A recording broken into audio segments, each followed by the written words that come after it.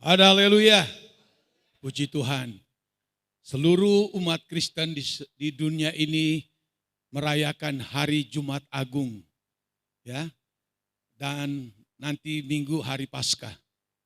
Kalau di daerah kami Manado, kalau Natal itu identik dengan ya pohon terang atau Natal, lalu ada makanan. Tapi kalau Jumat Agung dan Paskah itu sangat luar biasa. Di desa kami itu hampir setiap 20 meter itu dipasang salib. Bahkan di gang-gang pun, ya lorong-lorong itu dipenuhi dengan salib, ada yang sedang, ada yang besar.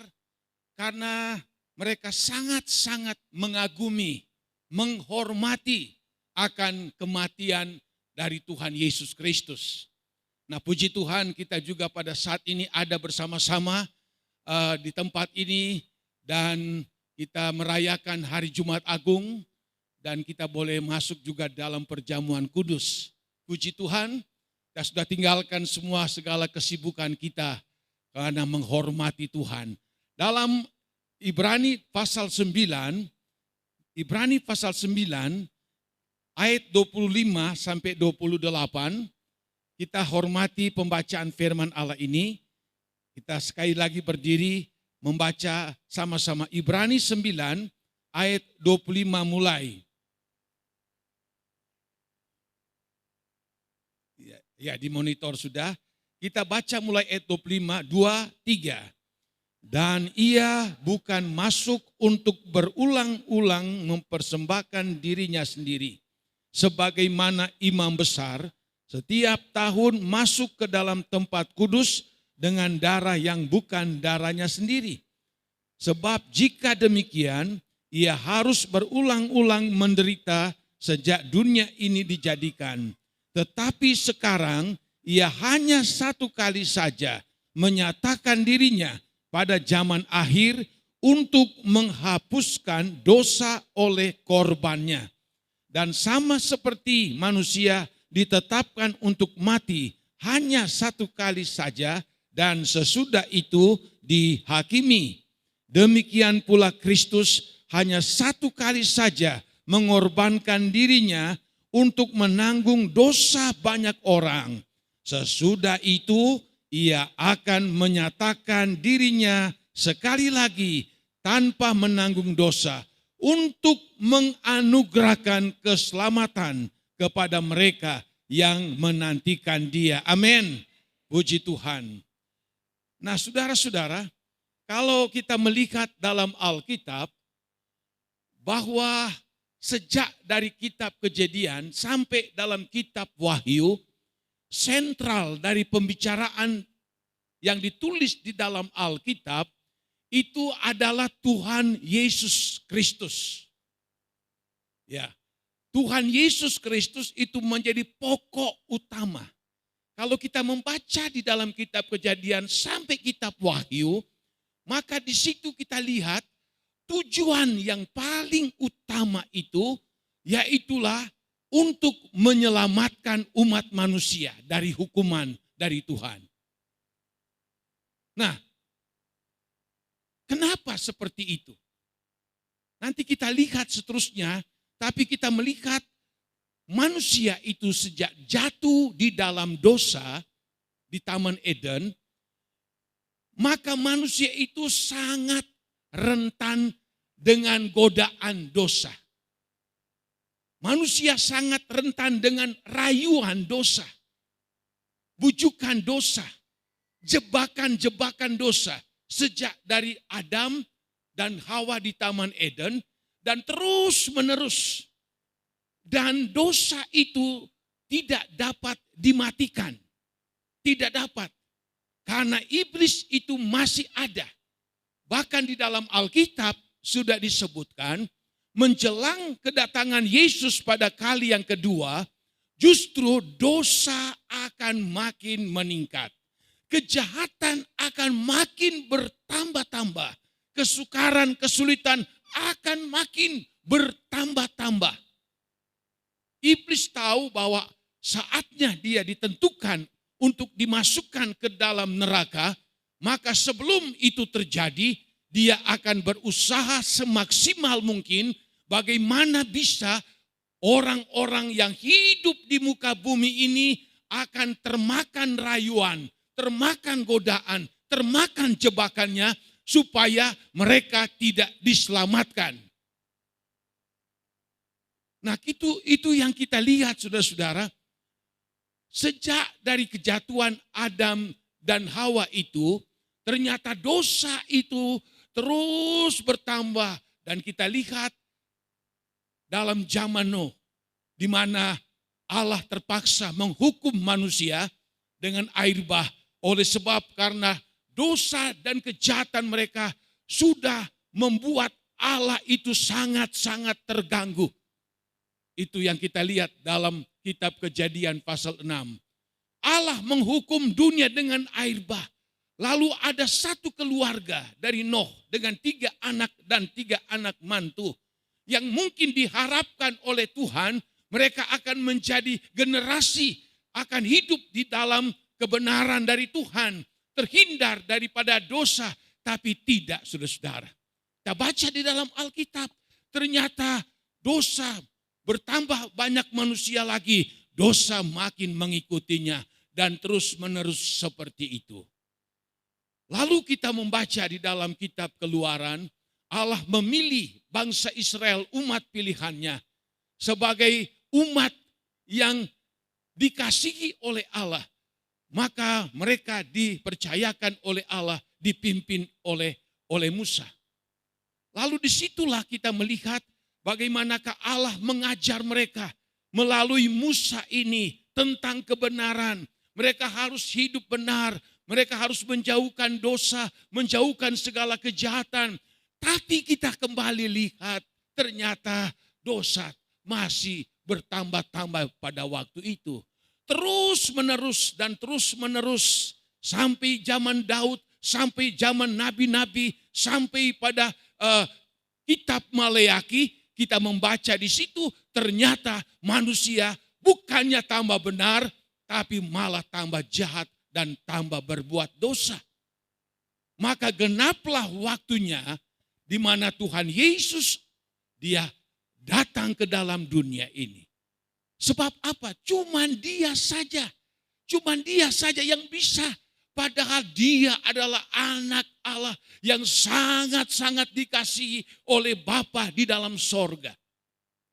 Mungkin pada waktu di surga, mungkin para malaikat pilihan Allah, mungkin menawarkan, sudah saya saja yang akan turun ke dunia ini. Saya akan relakan nyawa saya. Tapi Tuhan berkata tidak bisa. Ya, kamu adalah malaikat ciptaanku. Dan saudara-saudara, diputuskanlah bahwa yang akan datang ke dalam dunia yang penuh dengan dosa dan kejahatan, itulah anaknya Tuhan Yesus Kristus. Yang Alkitab katakan dia adalah Allah. Yohanes 1 ayat 1 sampai 3 disebutkan dia juga pencipta langit, bumi dan seluruh isinya. Jikalau tidak ada dia, maka tidak ada yang diciptakan. Luar biasa Tuhan Yesus itu. Dia adalah Allah, tetapi dia mau saja datang ke dalam dunia ini. Dia mau saja menjadi tumbal untuk dosa saya dan saudara, dosa umat manusia di muka bumi ini. Lalu saya merenungkan, saudara-saudara, kenapa ya?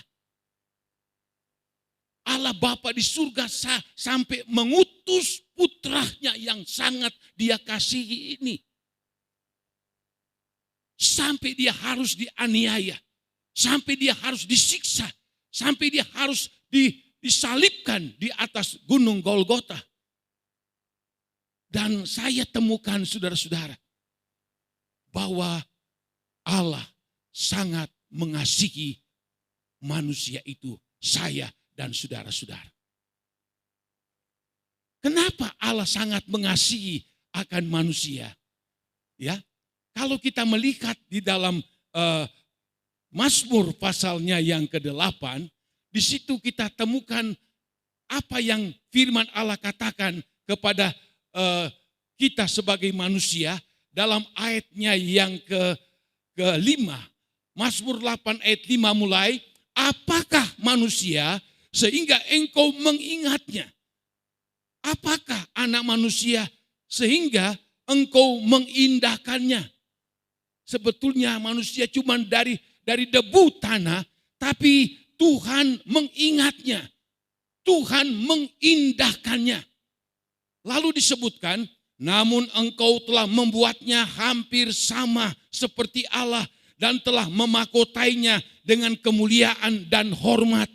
Inilah keistimewaan kita manusia ciptaan daripada Tuhan. Dikatakan dalam ayat ini, Allah selalu ingat.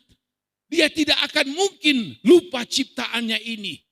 Dan Allah itu mengindahkannya, mendudukkan manusia ciptaannya menjadi indah di pemandangan Tuhan. Bahkan dikatakan bahwa engkau telah membuatnya hampir sama seperti Allah. Itulah manusia. Kenapa bisa begitu? Ya, Allah mengingat selalu, Allah mengindahkannya, menjadikannya hampir sama seperti Allah bayangkan itu.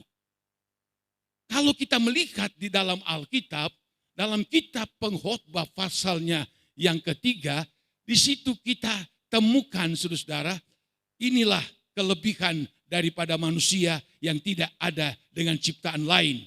Dalam Pengkhotbah pasal 3, di situ dikatakan dalam ayatnya yang ke-11, ia membuat segala sesuatu indah pada waktunya. Bahkan ia memberikan kekekalan dalam hati mereka. Tetapi manusia tidak dapat menyelami pekerjaan yang dilakukan Allah dari awal sampai akhir. Manusia diindahkannya, dijadikan hampir seperti Allah. Dan hebatnya lagi dikatakan dalam ayat ini, ia memberikan kekekalan dalam kehidupan manusia. Allah ciptakan manusia dari debu. Lalu apa yang dikatakan oleh Alkitab? Allah membentuknya dengan tangannya sendiri. Lalu Allah itu membuat manusia itu tidak melalui rupa, gambar binatang gajah, binatang singa, tidak. Tapi Allah membuat manusia itu dengan gambarnya, dengan potretnya Allah sendiri, di mana ada dua kaki, ada dua tangan, kepala ada di atas bukan di bawah. Itu bagaimana Allah, begitu juga kita manusia ciptaannya. Itu sebabnya manusia istimewa di hadapan Tuhan. Allah waktu melihat manusia, maka sama seperti dia melihat dirinya sendiri. Dan lebih dari itu Alkitab katakan, dia memberi kekekalan kepada mereka. Waktu patung dari tanah liat itu dibentuk, lalu Alkitab katakan, lalu Allah menghembuskan nafas ke lubang hidung daripada patung itu, maka seketika itu manusia itu hidup. Itulah yang membuat manusia itu istimewa. Karena apa? Karena nafas Allah sendiri yang dihembuskan kepada patung itu yang akhirnya menjadi Adam, lalu jadilah manusia hidup. Ayat Alkitab mengatakan nafas Allah itu adalah roh Allah itu sendiri. Roh Allah itu sifatnya abadi. Roh Allah sifatnya itu kekal. Maka itulah sebabnya Allah memberikan kekekalan di dalam hidup manusia, ciptaannya yang mulia, indah dan istimewa ini. Ya. Allah memberikan kekekalan kepada mereka. Artinya apa? Pada saat mereka dilahirkan, maka mereka akan terus hidup sampai selama-lamanya. Sampai selama-lamanya. Tidak akan mati-mati. Ini yang perlu kita tahu. Setelah seorang ibu melahirkan seorang bayinya, lalu anak itu, bayi itu mulai menangis, dia itu tandanya hidup. Lalu kehidupan itu terus menerus sampai selamanya. Loh, bagaimana kalau dia mati? Oh iya, manusia bisa mati. Tapi Alkitab katakan di dalam ayatnya yang kita baru baca tadi, bahwa manusia semuanya akan mati. Tapi di balik kematian itu akan ada penghakiman daripada Tuhan. Jadi pada waktu manusia lahir, terus menerus dia akan hidup selama-lamanya. Pertama, kalau dia percaya kepada Tuhan Yesus Kristus, maka meskipun dia mati, Yesus katakan di dalam Yohanes 11, tetapi dia itu hidup, kata Tuhan. Sebab akan nanti dibangkitkan pada kedatangan Yesus pada kali yang kedua. Tapi bagi manusia yang tidak percaya, yang tetap hidup di dalam dosa, yang tidak mau bertobat, maka mereka itu meskipun mati, mereka itu akan dibangkitkan, lalu akan dihukum oleh Allah di dalam api neraka yang kekal sampai selama-lamanya. Jadi biarpun manusia mati, orang benar, orang jahat, Alkitab katakan semua akan dihakimi.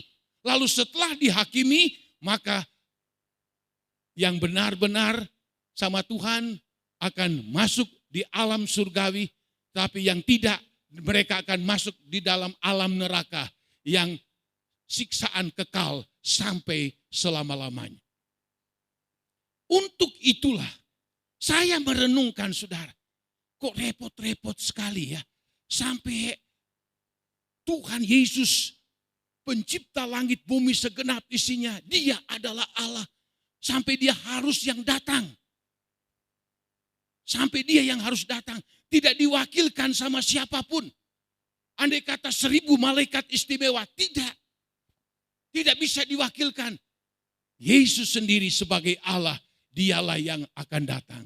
Sebab dia adalah kudus. Dia adalah suci adanya. Kenapa, saudara-saudara? Karena Allah mengasihi kita. Di dalam pengkhotbah pasal 3 tadi, dia memberikan kekekalan di dalam kehidupan manusia. Inilah yang Allah selalu ingat. Ini yang Allah selalu tidak lupakan. Aduh, bagaimana kalau mereka mati tanpa Tuhan? Bagaimana mereka nanti mati, lalu mereka tidak ada pengampunan? Bagaimana kalau mereka mati, lalu mereka itu belum bertobat? Jadi, Yesus datang menyerahkan nyawanya, maka darahnya harus ditumpahkan. Sebab cuma darah Yesus yang kudus itu yang menyucikan, mengampuni, membenarkan, memperdamaikan kita dengan Tuhan. Bagi mereka yang percaya kepada Tuhan. Yang tidak percaya tidak urusan. Allah tidak peduli. Saya dan saudara, kita bersyukur kita sudah percaya kepada Tuhan Yesus Kristus. Haleluya. Dan kita memperoleh pengampunan dosa. Kita memperoleh dibenarkan, dikuduskan oleh Tuhan. Haleluya. Itulah inti daripada kedatangan Yesus pada kali yang kedua. Pada zaman dulu, zaman Musa bangsa Israel, kalau mereka berbuat dosa, maka setahun satu kali imam besar itu dia akan memotong lembu yang muda, yang tidak bercelah, atau domba yang muda yang tidak bercelah. Lalu darahnya itu ditampung. Lalu imam besar ini setahun sekali dia masuk dalam ruangan masuci, lalu dia memercikan darah itu sebagai tanda pengampunan dosa bagi umat-umat Israel pada zaman dulu. Jadi setahun sekali imam besar masuk ke ruang kudus untuk memercikan darah sebagai tanda pengampunan dosa. Lalu berikutnya lagi, tahun berikutnya terus menerus seperti itu. Itu ada di dalam perjanjian lama. Tapi itu hanya darah domba binatang, darah lembu binatang. Tapi itu semua menggambarkan tentang anak domba Paskah yang sesungguhnya itulah Tuhan Yesus sendiri. Haleluya. Waktu Yohanes Pembaptis, dia sedang membaptiskan orang-orang yang percaya bertobat di sungai Yordan. Maka apa yang terjadi? Lalu Yesus dia datang di sungai Yordan, dia minta supaya Yohanes Pembaptis membaptiskan dia. Lalu apa kata Yohanes Pembaptis? Waktu dia melihat Yesus, ini pertama kali dia melihat. Baru pertama kali dia jumpa. Tapi karena dia penuh dengan Roh Kudus, dia tahu siapa yang sedang datang itu. Lalu dia berteriak dengan nada yang kuat, lihat, lihat dialah anak domba Allah yang datang menghapus dosa umat manusia.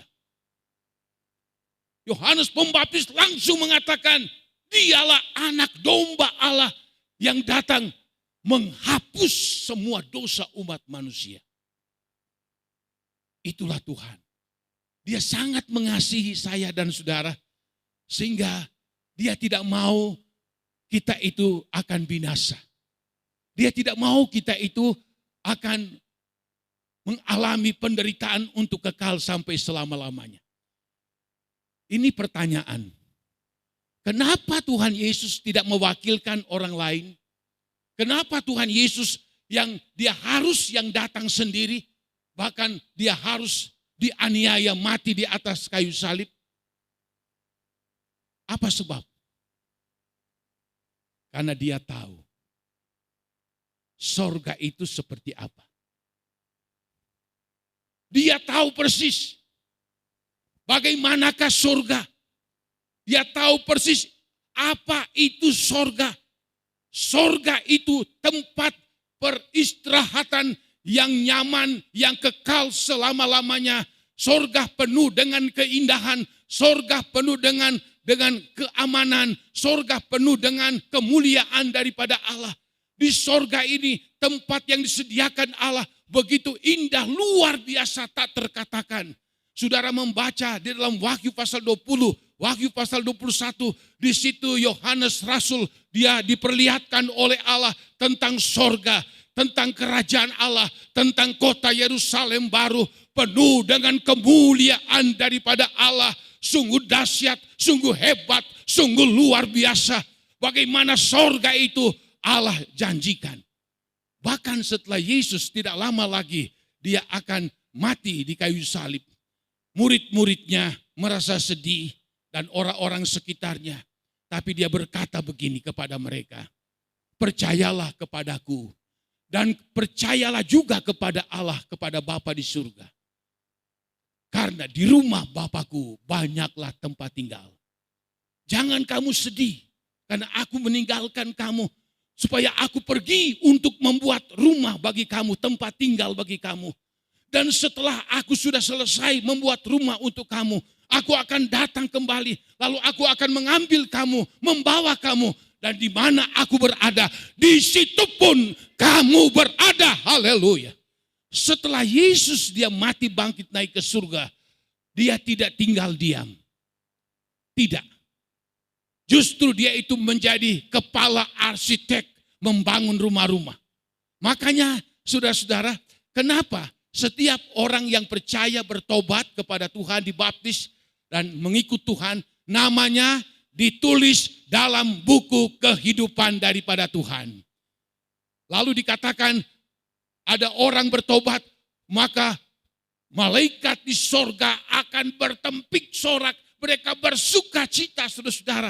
Pada waktu melihat ada orang yang jahat, orang yang berdosa bertobat. Dan apa tujuannya? Sebab apa? Mereka akan membangun rumah. Yesus sebagai kepala pembangunan rumah. Ya, catat namanya. Catatin. Nama si A, nama si B, ibu ini, bapak ini, pemuda ini. Lalu, oh puji Tuhan. Lalu Tuhan membuat rumah. Ya, buat rumah seperti ini.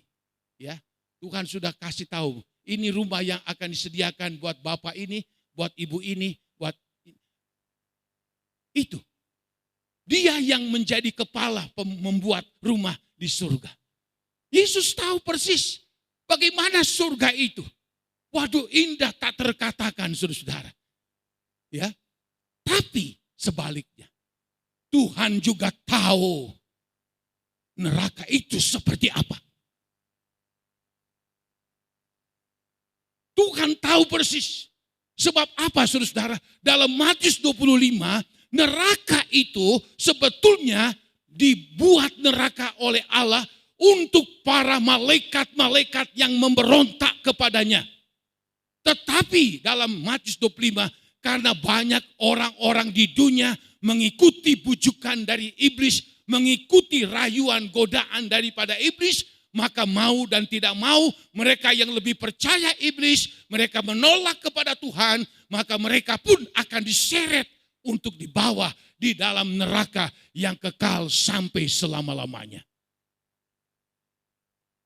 Nabi Yesaya jauh-jauh hari Tuhan memperlihatkan kepada dia bagaimana ngerinya api neraka itu. Allah memperlihatkan kepada Nabi Yesaya bahwa di neraka yang penuh dengan panas yang tak terkatakan, ulat pun ditaruh di situ tidak akan mati.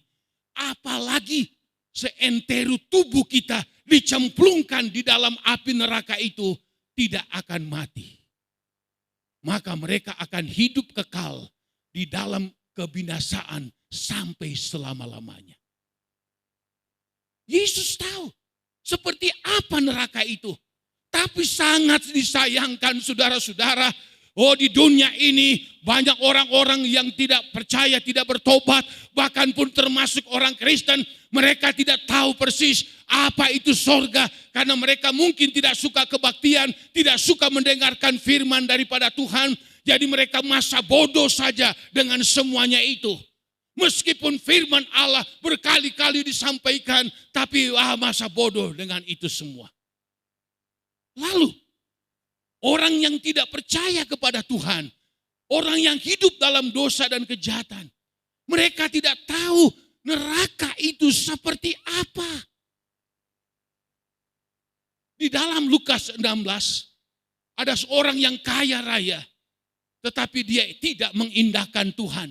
Dia hidup dalam segala kemewahan untuk dirinya sendiri. Matilah dia, lalu dibawa ke Hades, tempat penyiksaan, di situ dikatakan. Di dalam firman Allah di situ diceritakan. Si orang ini dia melihat Lazarus ada di pangkuan Abraham. Dia berteriak, tolonglah kepadaku. Suruhlah Lazarus teteskan jarinya, bawa air kepadaku. Karena aku sangat kepanasan di tempat ini. Dan aku sangat menderita. Itu belum neraka, itu baru Hades, tempat penyimpanan sementara. Neraka bisa lipat berlipat kali itu. Banyak orang tidak tahu rupa apakah itu neraka. Seperti dalam Lukas 16, setelah orang itu sudah dicemplungkan dalam Hades, dia menyesal. Kata daripada Abraham, dulu sewaktu urip, sirahku bersenang-senang dengan segala kenikmatan yang engkau punya. Tapi sekarang Lazarus, meskipun dia menderita, sekarang dia sedang dihiburkan. Dan engkau sedang menikmati aniaya, siksaan selama-lamanya. Saya berdoa, Tuhan, kalau saja banyak orang tahu model apa neraka itu, seperti apa neraka itu, maka mereka itu pasti akan tahu, tapi sayang tertutup bagi mereka. Jadi mereka masa bodoh. Ya, masa bodoh. Bukan karena saya pendeta, jadi saya harus mengatakan seperti ini. Saya bersyukur karena saya boleh belajar tentang Alkitab. Roh Kudus mengurapi kepada saya. Tuhan memberikan hikmat dan marifat untuk memahami, untuk mengerti dengan sesungguh-sungguhnya.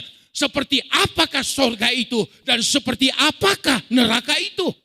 Kalau orang mengerti betul-betul seperti apakah neraka itu, maka bagaimanapun mereka berjuang untuk datang kepada Tuhan untuk diselamatkan. Tapi buktinya saudara, banyak orang masa bodoh dengan semuanya itu. Nanti kalau sudah waktunya, plak, ya sudah, tidak ada pengampunan lagi. Kalau sudah masuk di dalam neraka atau sudah mati, pas orang hembuskan nafas terakhir, dia belum bertobat kepada Tuhan, dia hidup jauh dari Tuhan, ya sudah, walau alam.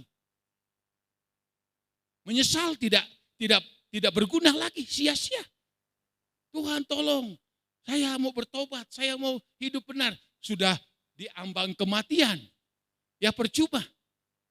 Nah saudara-saudara, kalau kita membaca di dalam Ibrani ini, luar biasa sekali pengorbanan dari Tuhan Yesus. Dia sampai datang ke dalam dunia yang berdosa ini, dan dikatakan di dalam Ibrani pasal 9 ini bahwa ayat 26, jika ia harus berulang-ulang menderita sejak dunia dijadikan, tetapi sekarang ia hanya satu kali saja menyatakan dirinya pada zaman akhir untuk menghapuskan dosa oleh korbannya. Dia sudah memberikan nyawanya. Dia sudah mengorbankan nyawanya. Untuk apa dikatakan dalam ayat ini? Dengan percaya kepada Tuhan. Lalu dosa kita dihapuskan. Biar dosa kita banyak sekalipun. Bagaikan merah kirmisi, bagaikan merah Patma. Tuhan akan sucikan seperti bulu domba yang berwarna putih. Seperti salju yang berwarna putih. Dia tidak ingatkan dosa dan kesalahan kita.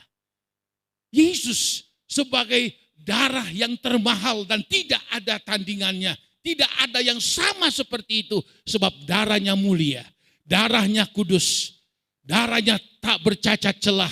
Ya, kalau kita lihat dalam ayat 14, betapa lebihnya darah Kristus yang oleh roh yang kekal telah mempersembahkan dirinya sendiri kepada Allah sebagai persembahan yang tak bercacat.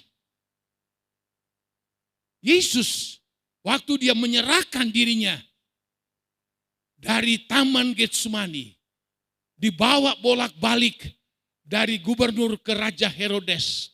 Terus dia dianiaya, disiksa, dimahkotai duri, ya dicambuk dan seterusnya dipakukan di atas kayu salib.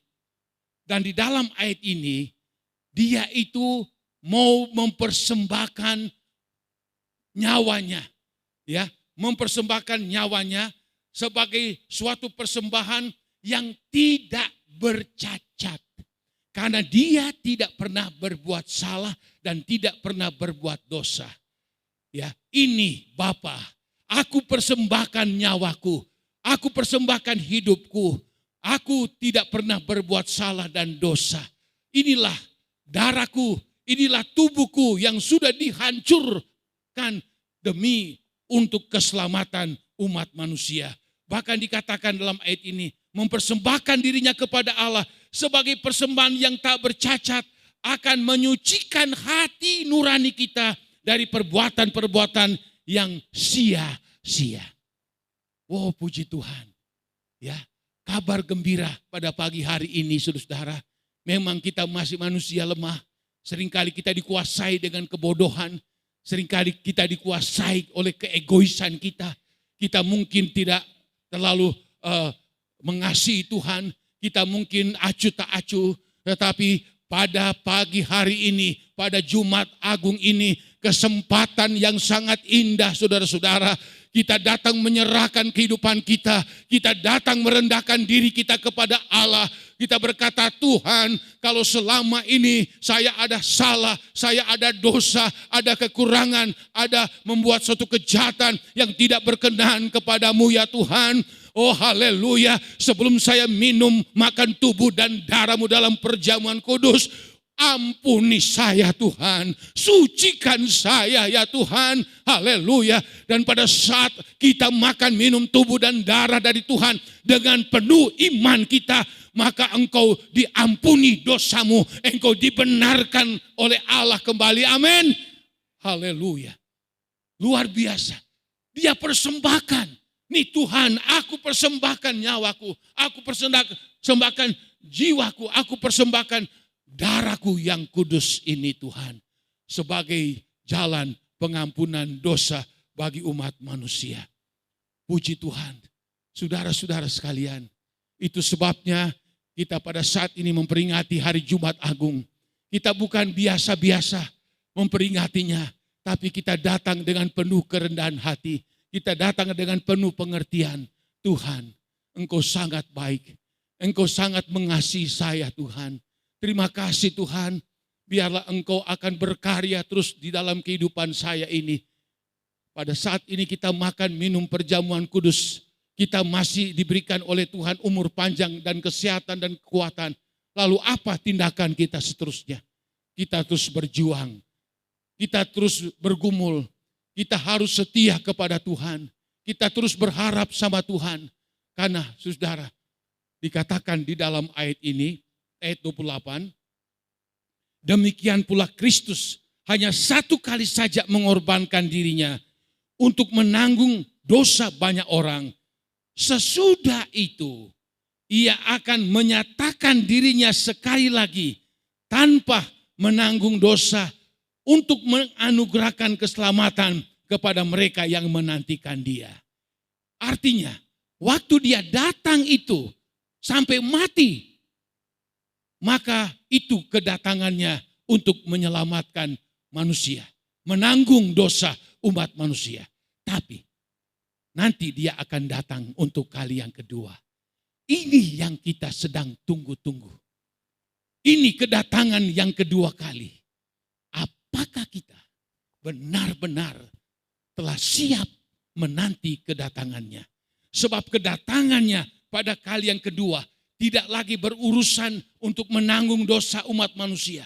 Tapi kedatangannya Yohanes 3 ayat 17-18, dia akan memberikan keselamatan kepada orang percaya, tapi memberi hukuman bagi mereka yang tidak percaya kepada Tuhan.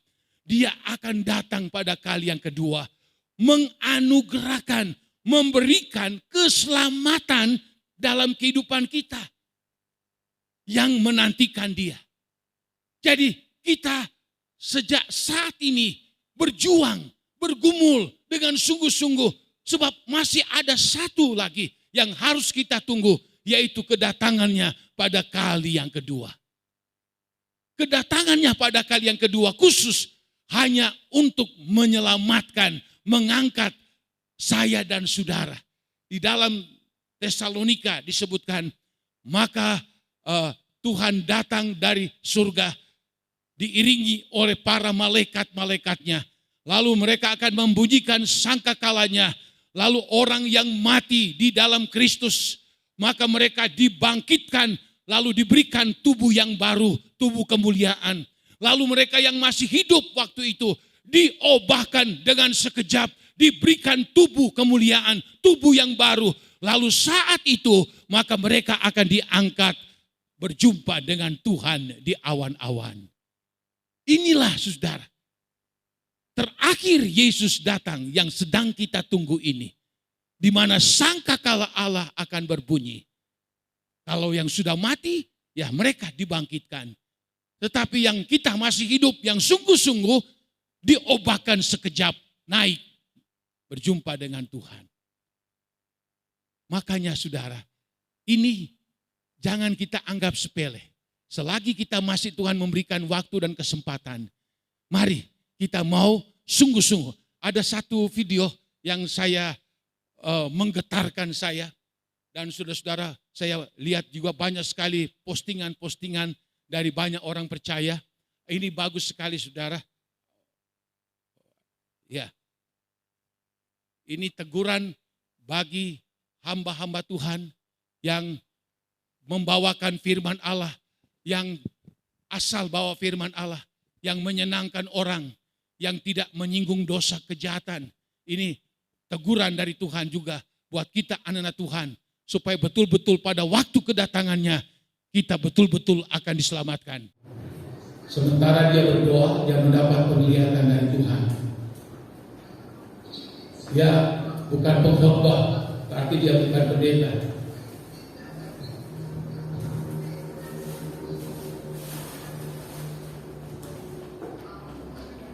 Dia sedang menyembah, berdoa pada pagi.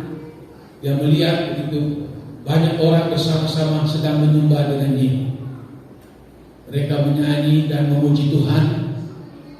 Tiba-tiba seorang dari mereka datang dari samping kanannya. Dan dia berkata, kamu harus melihat. Artinya buka mata kamu harus melihat. Dan ada seperti layar besar, dia melihat Yesus tergantung di kayu salib di bukit Kalvari. Yesus meneteskan air mata yang menetes seperti darah berjatuhan, mulai menangis dan bersama Yesus. Lalu saya bertanya kepada lelaki yang ada di sampingnya, kenapa air mata tangisan Yesus berjatuhan seperti ini?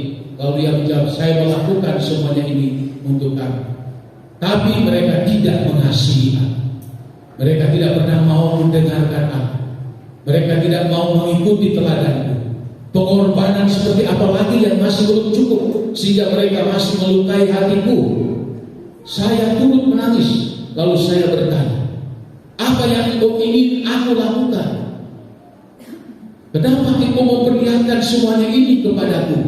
Lalu ia berkata, aku mengutus engkau dan engkau harus memperingatkan mereka bahwa aku adalah Tuhan yang panjang sabar. Tapi waktu kesabaranku akan segera berakhir. Lalu saya bertanya, kenapa Tuhan? Lalu dia menjawab, sekiranya aku harus menunggu lebih lama lagi, apakah aku menemukan iman di bumi? Sementara iblis sedang giat bekerja keras di bumi untuk menyesatkan umatku di bumi. Lalu dia berkata lagi, sekarang aku mengutus engkau, pergi peringatkan para hamba Tuhan. Mereka harus menukar khotbah dan ajaran mereka. Mereka harus sadar bahwa mereka bukan diutus. Mereka seharusnya memperingatkan jemaat tentang kedatangan. Mereka seharusnya berkhotbah tentang kerajaan surga kepada umatku. Tuhan berkata, ajaran yang mereka sampaikan bukan berasal daripada. Hanya sedikit yang akan percaya pesan yang akan engkau sampaikan. Lalu saya bertanya, apakah mereka akan percaya?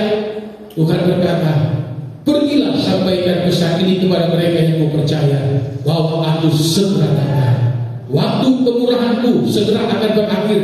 Yesus segera datang. Yesus berkata, aku beri upah pada setiap orang menurut perbuatannya. Lalu saya menjawab, mustahil bagi saya untuk menyampaikan pesan ini karena saya tidak layak. Lalu yang menjawab, jika demikian kalian akan menghadapi keburukanku. Pada saat mengatakan itu, lalu saya berlari datang kepada Yesus. Lalu Yesus berkata, saya akan memperlihatkan kepadamu sesuatu. Saya melihat seperti di layar televisi. Layar itu saya melihat jutaan manusia. Ya, mereka sedang berjalan, tetapi di ujung jalan adalah jurang. Banyak jiwa jatuh ke dalam jurang. Sementara kami berdiri, ada 3 orang yang datang mengikuti kami.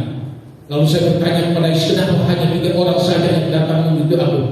Tuhan tolong. Tapi dia berpaling sambil dia berbicara kepada saya, sekarang pergilah, peringatkan para hambaku, hukumannya akan mereka tanggung 2 kali ganda. Mereka harus kembali ke ajaranku. Saya merayu siapapun kalian yang mendengar pesan ini, kembali kepada ajaran dan pesan yang berasal dari Tuhan, karena Yesus akan segera datang. Saya merayu, sampaikan ajaran dan khotbah yang benar. Siapapun kalian yang mendengar pesan ini, bantu saya untuk menyampaikan pesan ini kepada sebanyak mungkin jiwa.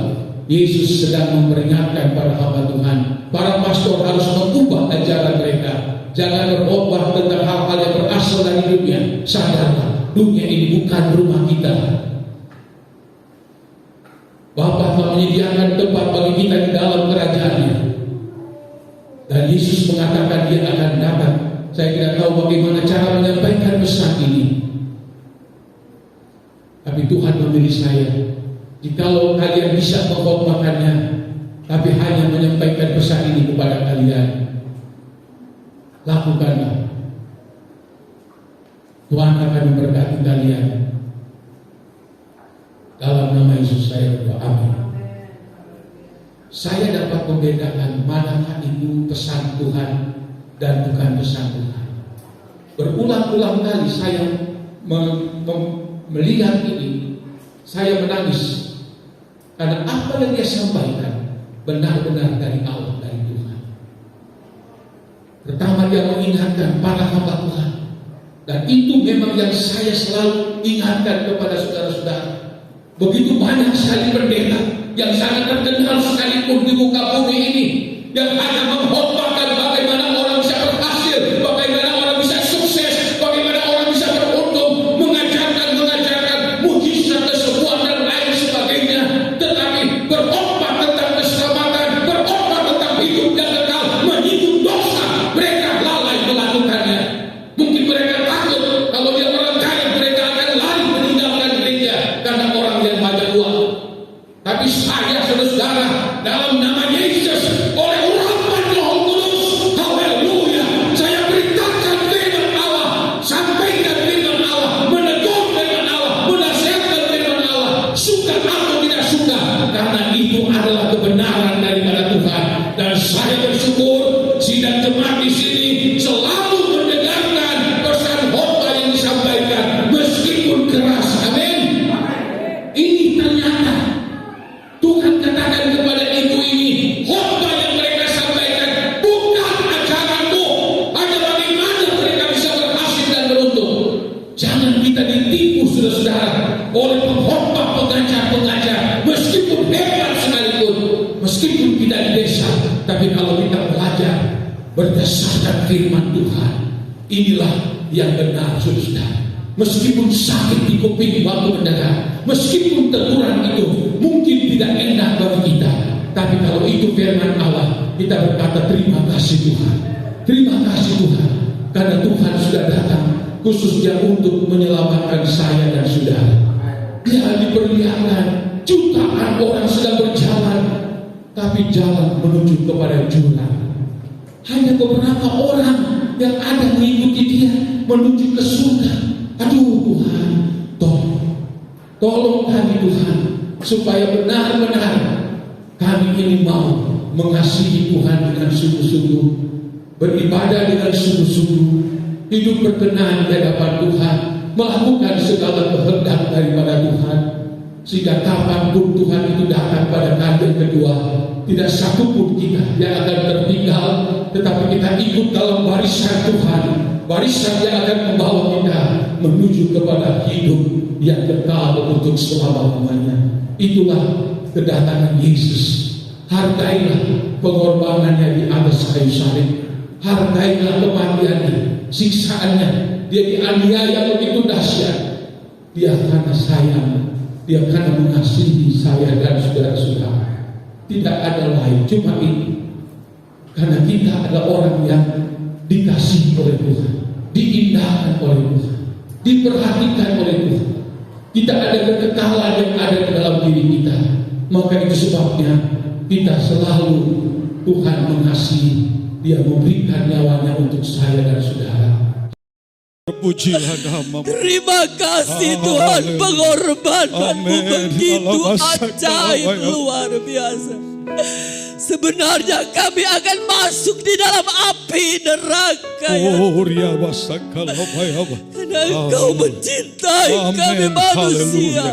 Engkau menarik kami ya Tuhan, untuk menjadi anak-anak-Mu, dan layak menghadap hadirat-Mu. Kami boleh dipersatukan dengan darah-Mu ya Bapa. Kalau pagi ini Tuhan, siang hari ini kami mau menyatu dengan Engkau, memakan minum darah dan tubuh-Mu, untuk kami boleh layak menghadap hadirat-Mu malam-malam. Amin. Ampuni dosa dan salah, kekurangan, kelemahan, kebodohan kami. Dari telapak kaki sampai kepala, sucikan kami ya Tuhan. Haleluya. Agar kami boleh layak makan minum darah-Mu. Terima kasih pengorbanan-Mu yang luar biasa Tuhan. Terima kasih meteraikan firman-Mu ya Tuhan. Darah-Mu sudah tertumpah lunas, membayar hutang-hutang dosa kami. Kami dicuci, oh seperti bulu domba ya Bapa. Terima kasih. Terima kasih. Kedatangan-Mu tidak lama lagi ya Tuhan. Oleh sebab itu Tuhan, biar kami siap sedia. Jangan sampai kami tidur rohani. Tetapi kami makin mengasihi Engkau dengan segenap hati jiwa kami, kekuatan kami untuk menyongsong kedatangan-Mu kali kedua. Terima kasih Tuhan, kami mau makan minum darah-Mu. Ampuni dosa dan salah kami dalam nama Yesus. Haleluya. Amin.